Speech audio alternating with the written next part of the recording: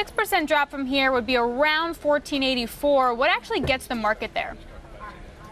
Well, Alex, that's a good question because it's hard to figure out what the trigger is right now. Clearly, you guys mentioned the news and the economy really for anything in the month of March wasn't all that great, and so you would think that would be part of the trigger. But I think that we need to see some. It's not going to be earnings because I think earnings are going to be pretty much as expected. So it's going to probably be some sort of trigger that we're not counting on right now. And so whether it's something in Europe, whether it's something in the Middle East, whether it's something in China. But I think the volatility that we would expect, it's some of the projective work we've been doing, shows the bottom end of the range from now to the end of the year could be in that 1480 to 1500 level. But on the top side, something on the top, we might see 1650, 1675. So I think volatility is going to increase, but it's hard right now to figure out what the trigger is going to be that's going to cause the market to pull back, something north of 5%.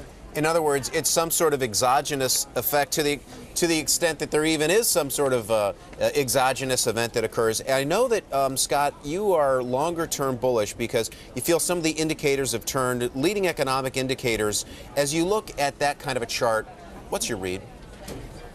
Well, I tell you, the projective work that we've been doing on something like leading economic indicators, and we do a lot of projective work on those indicators. When we look out through the end of the year, and if you have that chart up, that the direction of that chart is up, and it's positive. And sometimes you have to say, is the magnitude of that chart right? That one's not so steep, but I think leading indicators, based on our work, and this has been the case really for the last 2 years, it looks good through the end of the year, and of course leading indicators look ahead 3, 6, maybe 9 months. So really into 2014 and mid-2014, based on that work anyway, we need to be positive, and we are. Right, but then when you have a durable goods order that's coming out today, Scott, and really disappointing, you had RDQ Economics saying that it's really bringing into question the manufacturing growth here in the U.S., perhaps the U.S. being hampered by weakness in Europe. How does that factor in to this more bullish data that you're looking at?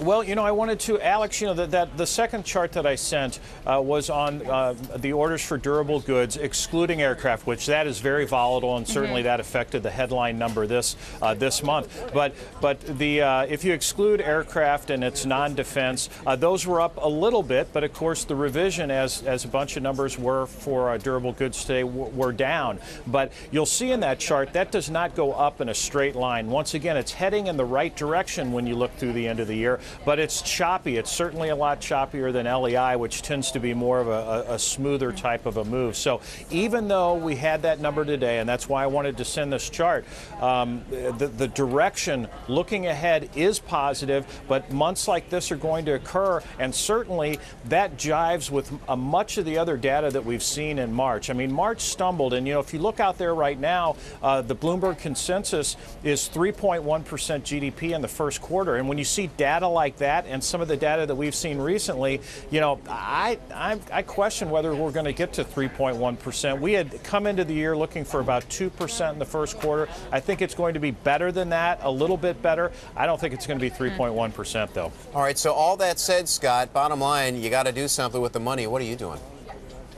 Well, I tell you, you mentioned the defensive sectors, and Adam, if you look historically and you see a market move like we've seen from the November lows, which is 18%, and we're up 10% year to date, that's rarely driven by these more defensive sectors. So I've been a little bit surprised by that. But I think from this point out through the end of the year, you're going to see much better cyclical performance. I think these emerging markets are going to come around late this year into 2014. The market's going to anticipate that a little early. Our economic growth, I think it'll be about 2.5% this year. Earnings growth of maybe 5%. So, these cyclical sectors in the stock market can do well in a modest growth, modest inflation environment. So that's where we want to be. I just can't see these cyclical or these defensive sectors continuing to outperform. Right. Yes. Very quickly, though, does that mean that you're fully invested, or are you still in cash? No, we don't want our clients in cash. We want them to be fully invested here because really, Alex, it's a little bit of guesswork, but 12 to 24 months from now, that's going to be a good period for the stock market, I think.